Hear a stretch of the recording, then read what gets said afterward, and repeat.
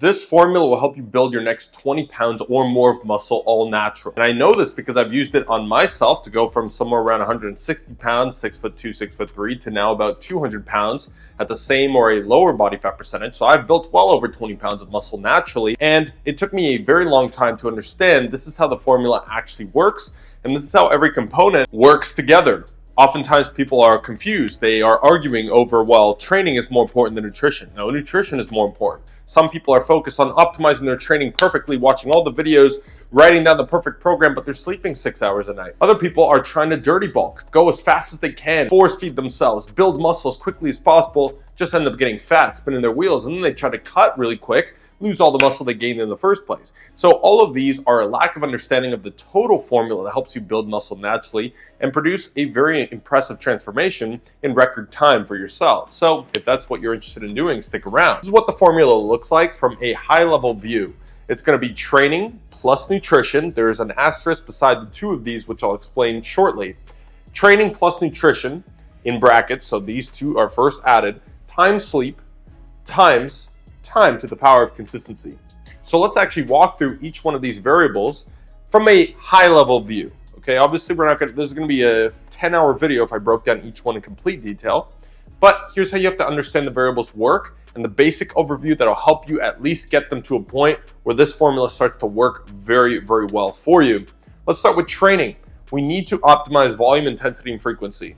Again, this word optimize, people don't necessarily like these days. They think, whoa, bro, just go to the gym, lift heavy, lift hard, eat well. Like, this is the type of mentality of people who aren't interested in maximizing their physique, and that's totally fine. If that's not you, then optimizing how much volume you're doing, intensity you're doing, and then the frequency which you use to organize those two variables is going to be important because of the next point, which is a minimum effective dose mentality. This is something that if you have, especially the early on you adopt this mentality, meaning what is the least amount of work I need to do to maximize a stimulus, minimize and manage fatigue? Well, most people don't have this problem. And again, it's because they're trapped in the mindset of more is better. And we can thank pro bodybuilders, pro physique athletes for that. You know, tons of misinformation over the years. By the way, I fell victim to it all as well. If I had known all of what I'm about to teach you, then I would have saved myself at least 5, if not up to even 10 years of progress. So minimum effective dose is one of the biggest mistakes people make, is they're doing the opposite. Maximum effective dose. In fact, maximum tolerable dose, which doesn't even mean that you are maximizing the stimulus at all by that point. You might just be accumulating massive amounts of fatigue. Yeah, you might see some results, but they're going to be abysmal, and you're just running towards an injury at that point. You're going to hit a wall, and the problem with this is that mentally, first and foremost, it is extremely difficult to reduce volume, especially the longer you go doing higher and higher volumes. It becomes extremely difficult mentally to accept and therefore go and reduce volume because you're going to think, well, I'm just going to get smaller. My body's not used to this. What's the point? I'm used to all this high, heavy workload.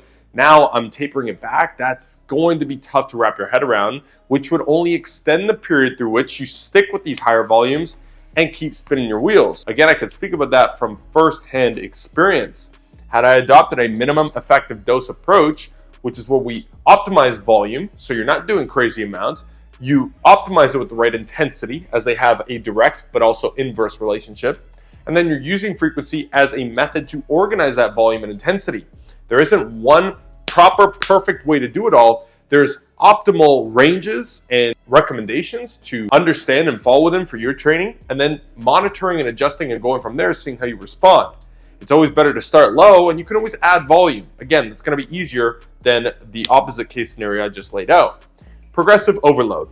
That's all it's going to be for training, okay? Just these basic things you need to understand. Now, obviously, this could be a 10-hour video in and of itself, but understand that it's worth looking into how to optimize that. Picking a program that probably falls within proper recommendations that are evidence-based, making sure that you're not overdoing it, not jumping in at 7 days a week thinking that that's just automatically better, and making sure that there's some form of progression built into this plan and a way for you to track and actually see if progressive overload is occurring. If you don't have that in place, yeah, you're going to get stronger at first. You're going to accidentally apply progressive overload and actually see it because obviously, let's say if you just start, yes, you're going to be susceptible to muscle and strength gains very rapidly, but they will stall out just as rapidly If we aren't understanding these and the relationships and the fact that they are all interdependent, and then understanding that tracking, monitoring, and seeing if progressive overload actually occurs as a form of feedback, validating the fact that you're making the adaptations that you're actually trying to make, then we can go about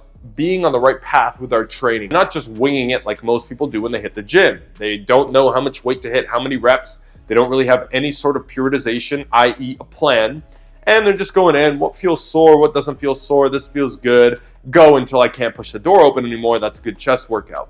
This is a workout that will get you great results up front, and so people stick with it because they don't consistently learn and figure this part out. You hold yourself back big time. That's the training component. Now, we're going to add the second component, which is nutrition. Which one's better? Neither. All of these factors are interdependent. When it comes to nutrition, here are the basics you want to know. If you want to build muscle, that's going to be maximized in a caloric surplus. And so, naturally, especially, you want to spend the vast majority of your time in a caloric surplus to ensure that you build as much muscle in a shorter period of time. A good recommendation is probably somewhere around 3/4 of the time, so 3/4 of the next year, 3/4 of the next 2 years, 3 years, etc. should be in a surplus. And the momentum of being a continuous anabolism for the body is going to produce significant results because you're going to build actual lean tissue, tons of it, and you're going to be full. That lean tissue is going to be extremely full. You're going to be strong.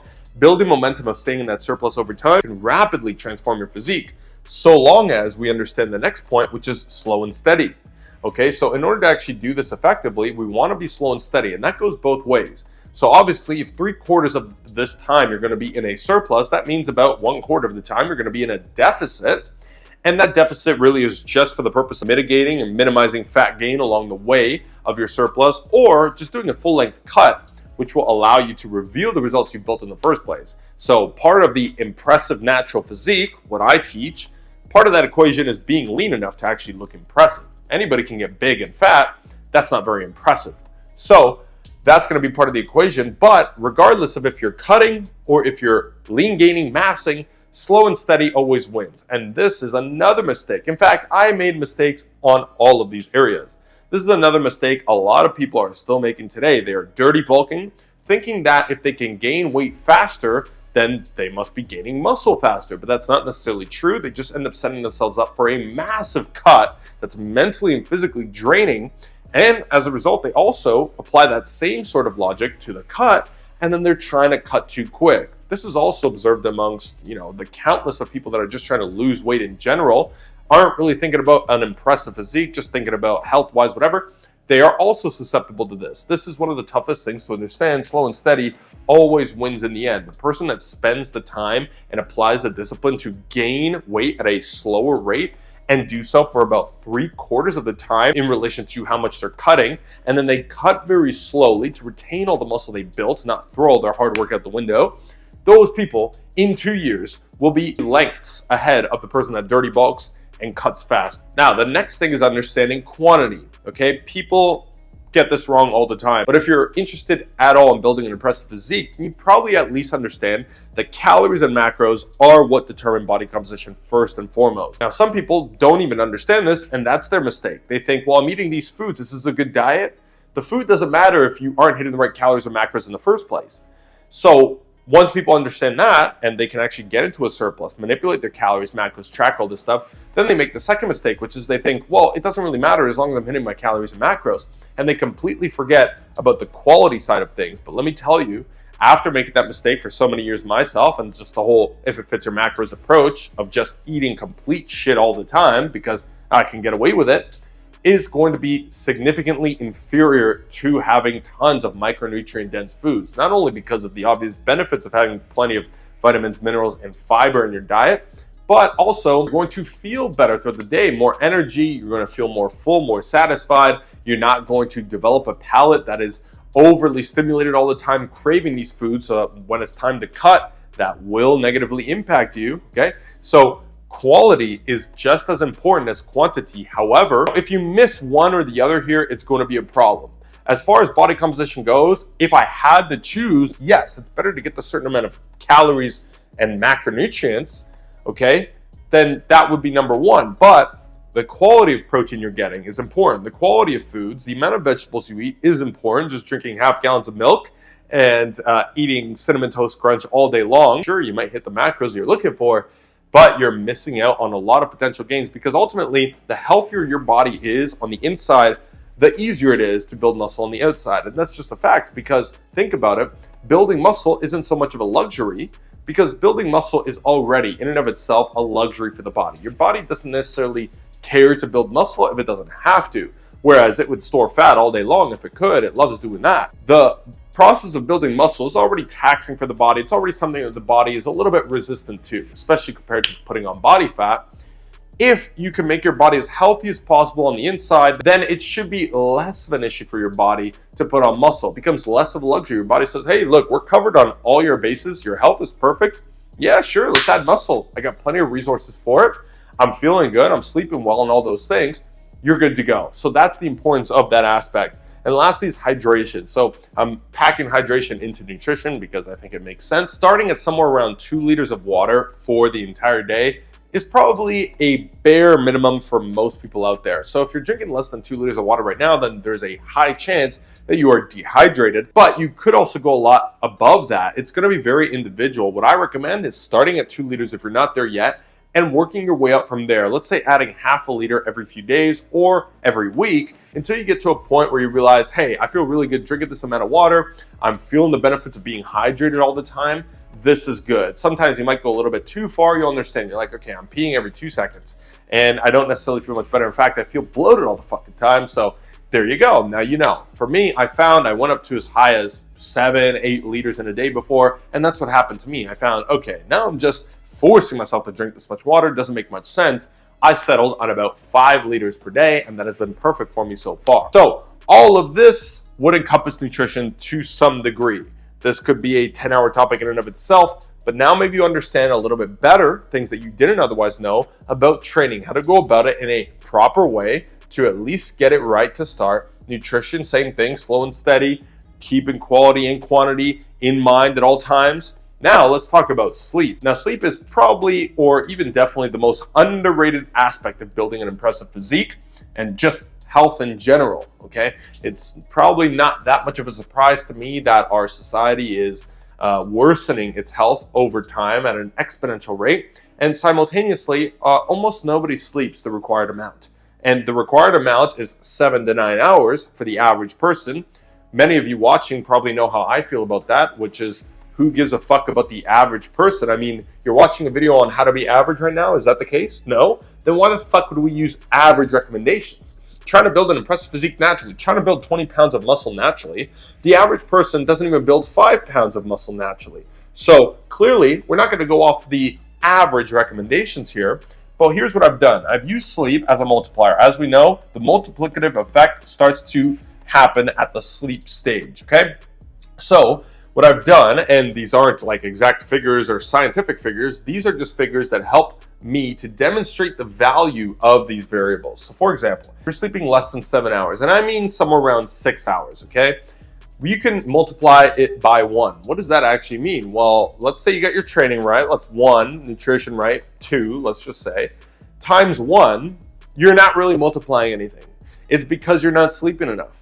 And in many cases, if you're sleeping 5 hours, 4 hours, 3 hours very often, then actually you might even just be able to multiply that by 0. Okay, in other words, you're literally destroying anything you're doing on the training and nutrition front, because that's how important sleep is, and that's how detrimental not sleeping enough is. So keep that in mind. 1, which is around 7 hours, not very impressive, especially less than 7 hours. You're just not giving yourself a chance to actually maximize your results or even see any results in some cases. 7 to 8 hours, this falls within the average recommendations. This is what the average person shoots for. I would multiply that by 2, because we're getting at least 7, and yes, you're getting probably enough to be able to put all of this stuff to good use. However, putting average aside, I always recommend 8 to 10 hours of sleep, because for athletes, that makes sense. And if you're trying to do this, you have to treat your body as an athlete. In fact, there was a quote that I remember seeing that said, we are all athletes. Some of us know it and some of us just don't. Something like that, right? So everybody technically is an athlete. And the reason you wouldn't treat your body as if it was an athletic body is the reason your body is not athletic looking or performing. It's not just for people that get paid to be athletic that should treat their bodies like athletes do. Everybody should. And if you want to build 20 pounds of muscle naturally, this is an athletic endeavor for sure. And so you should treat yourself as an athlete, in which case the recommendation, in my opinion, and based on, I believe, 1 or 2 studies, if I can find them, I'll pull them up, that show 8 to 10 hours probably makes more sense when you're doing heavy and frequent resistance training, as obviously there's muscle damage that could occur, there's excess fatigue physically that needs to be repaired during that process. 8 to 10 hours of sleep multiplied by 2.5. So it's not drastically different than 7 to 8 hours, but it will make a measurable difference on these other factors, okay? That's how important sleep is. And if you're getting minimum 8 hours of sleep per night, I promise you, not only are you going to see muscle gain a lot faster, you're gonna be performing better, feeling great. Your health from the inside out is gonna be incredible. It's gonna be hard to ever go lower than that once again, so definitely try it out and check out my video on sleep while you're at it. And the fact that sleeping 9 hours a night, you're probably going to start feeling like a superhero, believe it or not. But you're also going to reduce chance of injury. You're going to allow yourself to do this longer. And as a result, win the race in the end, okay? If we had to call this a race, I guess. So that's the sleep part. Pretty straightforward here. Next is time, okay? Now, this is the one that nobody likes to hear. First and foremost, it's going to take time to achieve this. And remember, trying to go faster, right? Trying to eat more or eat less to try and speed up the process doesn't actually speed up the rate at which you see the result, it slows it down. So with all these factors in mind, really it's consistency over time that's going to be the multiplier for the final piece of this formula. So we have 5 days per week. Now keep in mind, this is average 5 days a week, which means there are people out there that are pretty good for 2 months straight, maybe even 7 days a week consistently, 2 months straight, and then they fall off for 2 months. Well, you would average less than 5 days a week. Some people are going straight for 5 days and on the weekend they fly off the rails. Straight for 5 days, weekend fly off the rails. You're averaging 5 days a week.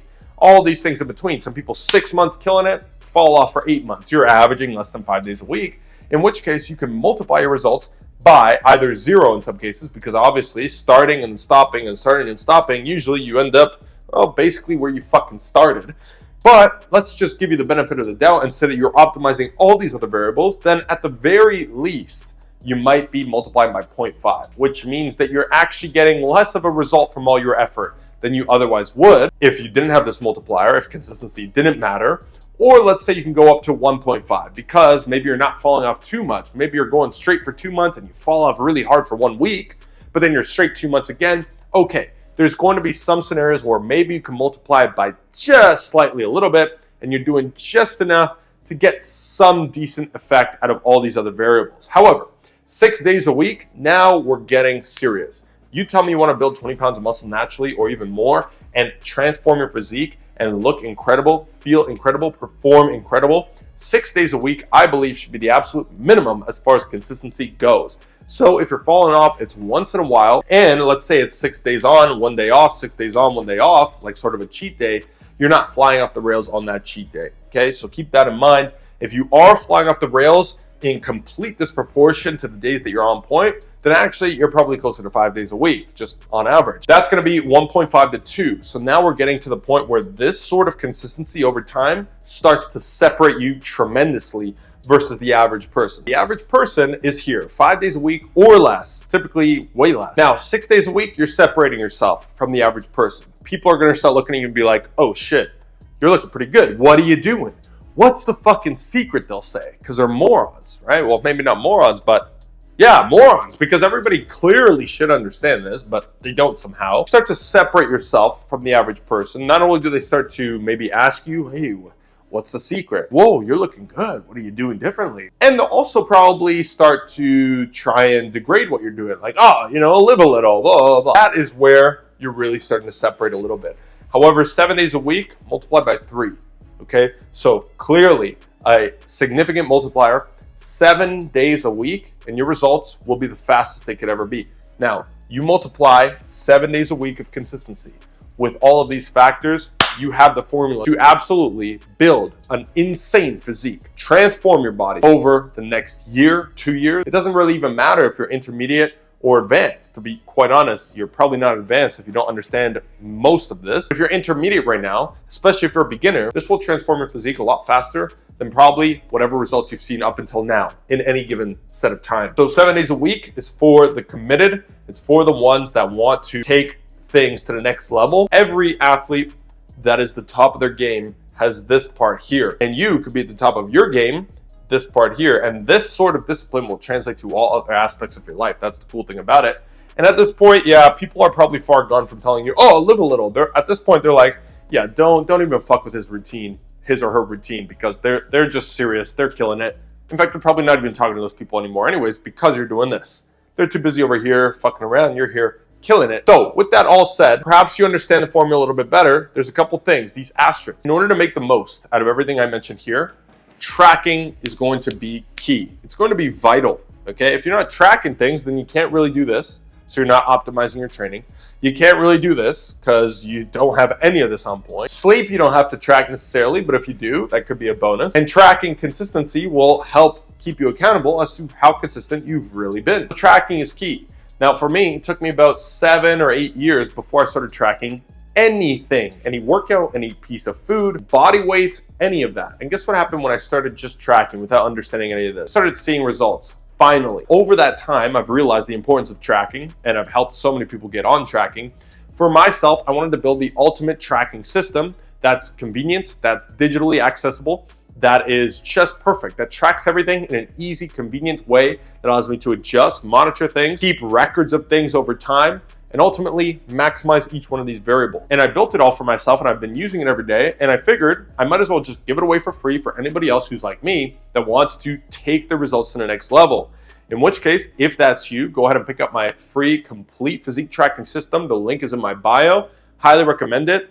And that will help you really take these things to the next level. Tracking system, you can grab mine, you can build your own over time. Mine can evolve with you though, that's kind of the benefit of it. So you can pick up where I've left off after all these years of building it. And keep in mind, learning too. The day you stop learning is the day that your potential begins to evade you. It begins to go further and further. You start getting complacent, you start resting on your laurels. Constantly learning is going to be part of this entire process, and everything that you do behind me. All of this is a representation of the character traits you have that are required for this, which means they also translate to other aspects of life. They're respected by others, and most importantly, you will respect yourself as a result of it all. So this is not just the formula to building an impressive physique, it's also the formula to developing a character that will help you build an impressive insert here, whatever you'd like, relationship, family, career, business, you name it, that goes along with it. So that's the benefit of it, in which case learning will always be required, whether it's for physique,